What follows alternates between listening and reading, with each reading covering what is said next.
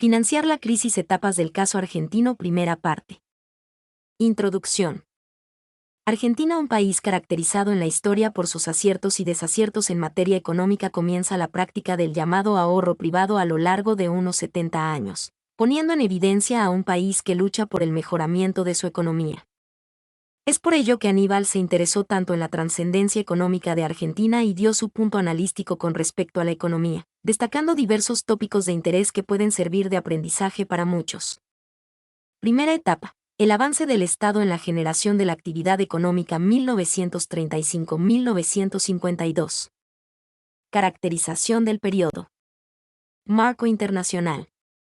En 1934 Estados Unidos se ve que se recupera casi en su totalidad, pudiendo así repercutir en los demás países. No obstante, se viene la Segunda Guerra Mundial en 1939, la cual no permite aplicar las tácticas económicas planeadas. Termina la guerra, Estados Unidos se levanta como potencia y Europa se lo torna complejo la recuperación en los primeros años. Estados Unidos aplica el Plan Marshall para recuperar a sus aliados europeos, pero repercutiendo en América Latina, ya que no participa en el plan, teniendo como consecuencia que éste pierda poder comercial internacional. Uno de los países más afectados fue Argentina, haciendo caer sus exportaciones. Debido al keynesianismo, el Estado tiene una participación más acentuada en la toma de decisiones. La Argentina y el comercio mundial. A pesar del cambio climático por la cual pasaba el hemisferio norte, la cual favorece a la participación de la producción agropecuaria en el comercio mundial. Los patrones globales de comercio empiezan a afincarse en la manufactura industrial, perjudicando así a Argentina y toda América Latina, reduciendo su participación a la mitad de la que era en 1929, a un 1.5% en 1950. La severa retracción de las importaciones permite compensar la pérdida de las exportaciones y de esta manera acumular reservas de divisas. Marco político interno.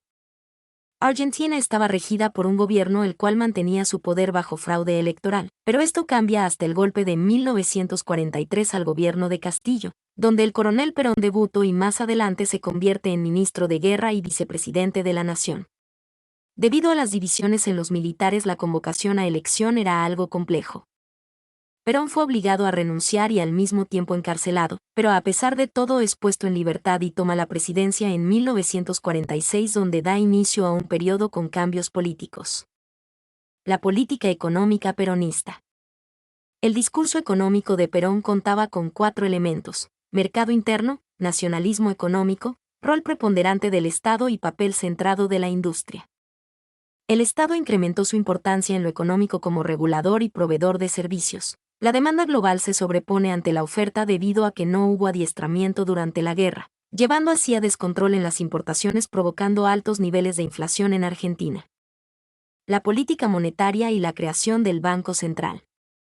Prebisch pensó en un banco central que contara con las siguientes atribuciones.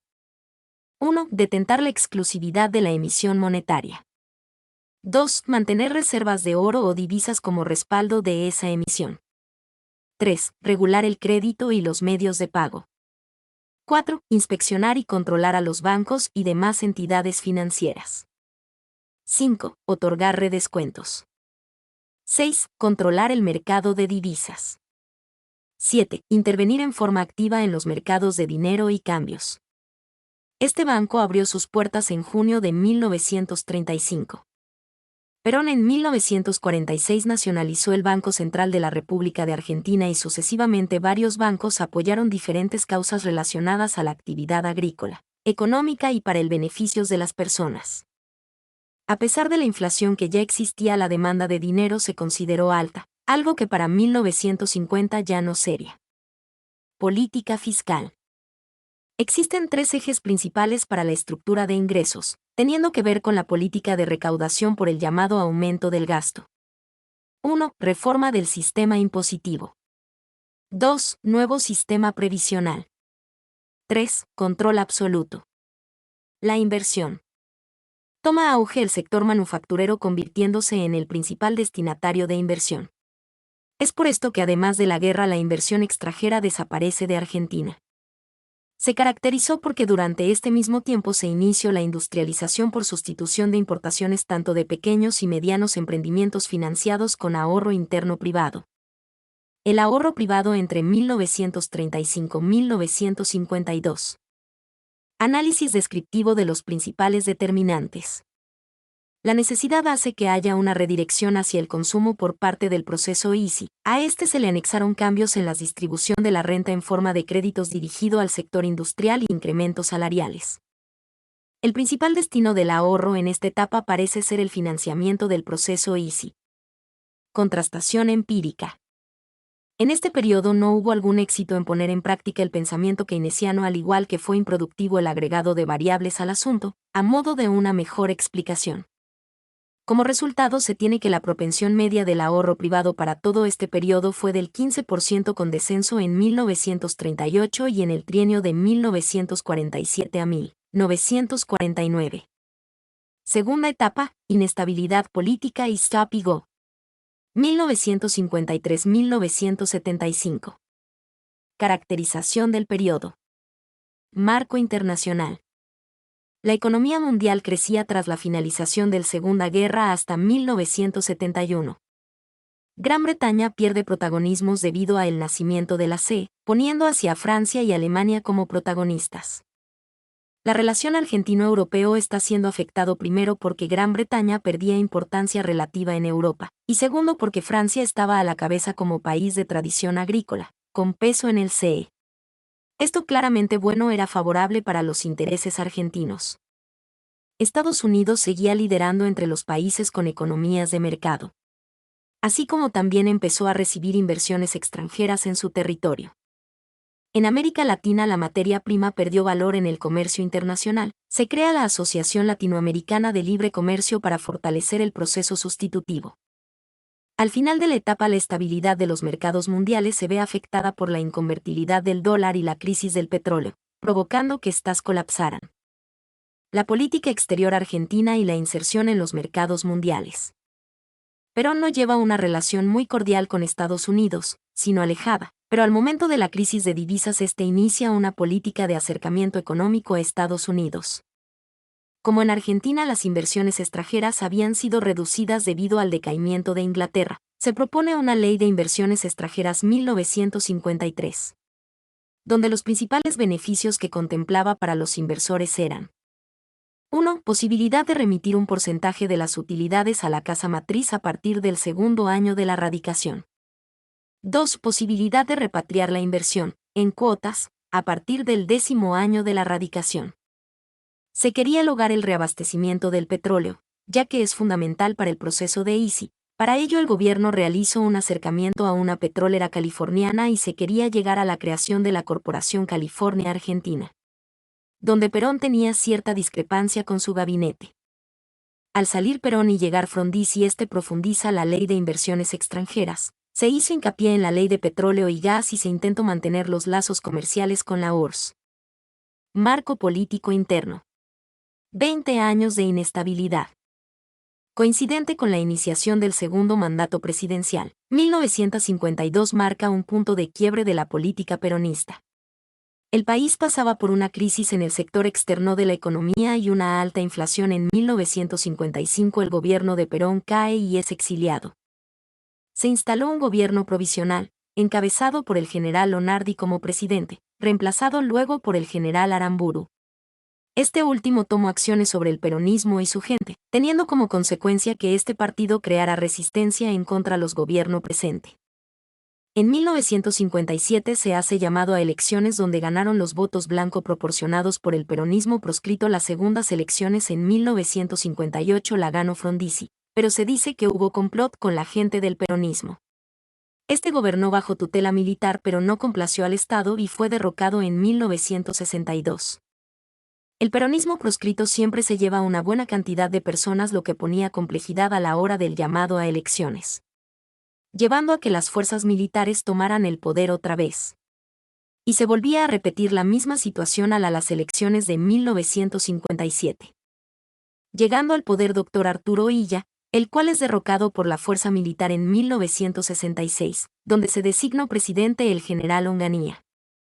Aplica la represión al pueblo y aplica mano dura al pueblo, tomando como consecuencia Cordobazo 1969 diezmaron el poder y el proyecto político de Onganía, reemplazado por el general Livingston en junio de 1970. Durante el gobierno de este, se intensificaron las acciones de grupos armados de distinto signo y origen y creció el descontento de la población, lo que impulsó, apenas 9 meses después, que el general Lanusse asumiera la presidencia. Restableció la actividad de los partidos, incluido el peronismo, y anunció el llamado a elecciones generales. Paralelamente se intensificaron dramáticamente las protestas callejeras y las acciones guerrilleras. Tras 17 años de exilio, Perón volvió temporalmente al país en 1972. Tras 18 años, el peronismo volvía al poder. La normalización institucional no restableció la calma política, todo lo contrario. Durante la breve presidencia de Cámpora se intensificaron los enfrentamientos entre los heterogéneos sectores internos del peronismo. Cámpora renunció, y se convocó a nuevas elecciones presidenciales, que, tras un intrascendente interinato del presidente de la Cámara de Diputados Lastiri, no significaron otra cosa que la legitimación del acceso de Perón, casi octogenario, por tercera vez a la presidencia de la República. En julio de 1974 muere Perón, y lo sucede su esposa, María E. Martínez, a la sazón vicepresidente. El enfrentamiento entre los distintos sectores del peronismo cobra entonces una virulencia inusitada de ambos bandos. A la violencia política, se sumó en 1975 el malestar económico. Las políticas económicas entre 1953 y 1975. La meta primordial era el control de la inflación, mediante restricciones al consumo y fomento del ahorro. Se redujo considerablemente el gasto público. También hubo ajustes en el régimen tarifario. Se condicionaron los aumentos nominales de salarios al incremento de la productividad. En 1953 se obtuvo una excelente cosecha, que trajo cierto alivio a las cuentas externas. Pero la recuperación de la economía se traducía en aumentos de la demanda por importaciones de insumos industriales. En 1955 reaparece el desequilibrio de la balanza comercial. No existiendo deuda externa, y con escasos movimientos de la cuenta de capital, los saldos de la balanza de pagos se explicaban íntegramente por las cuentas de mercancías y servicios reales. Para enfrentar el problema externo se recomendaba un fuerte ajuste del tipo de cambio y el estímulo a la inversión extranjera. En tanto, la inflación debía combatirse mediante reducción de la tasa de expansión monetaria, corrección del desequilibrio fiscal, contracción del gasto y reducción del empleo público. Se unificaron los mercados de divisas en un tipo único, provocando una fuerte devaluación del peso. Asimismo, se eliminaron los controles de cambios, vigentes ininterrumpidamente desde 1931, se liquidó el IAPI y se levantaron todos los aranceles a las importaciones. La demanda de divisas por importaciones de durables fue tal, que rápidamente debieron reponerse muchas de las restricciones eliminadas. Frondizi basó su política económica en los postulados teóricos del desarrollismo. Esta corriente de pensamiento descreía de la posibilidad de que el país pudiera crecer exportando productos primarios, y proponía alcanzar un desarrollo industrial integral. Para ello era necesario multiplicar la producción interna de petróleo y gas, reasignando las divisas ahorradas en combustibles a importaciones de bienes de capital para el desarrollo de industrias básicas como la siderurgia. También se propugnaba un estímulo del ahorro público y privado. A partir de 1960 la economía mostró signos de recuperación, apoyada fundamentalmente en la IED y en un muy severo ajuste fiscal.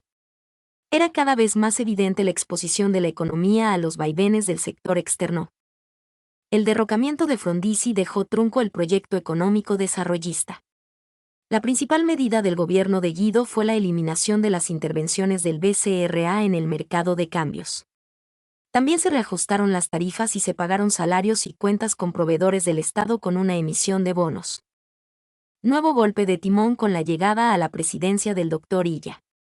La política económica radical buscó estimular la demanda efectiva, mediante medidas inspiradas en las ideas keynesianas y de la CEPAL. Se procuraba fortalecer el poder de compra de los salarios, mediante el establecimiento de un salario mínimo vital y móvil, al tiempo que se establecían precios máximos para determinados bienes de la canasta familiar y se congelaban las tarifas públicas. La economía reaccionó positivamente, con altos índices de crecimiento en el bienio 1964-1965. A este continuo devenir cíclico de la economía argentina durante estos 20 años, Se lo ha caracterizado como Stop y Go. Mi nombre es Demim. Soy tu asistente personal. Mi sitio en internet es demim.es.tl.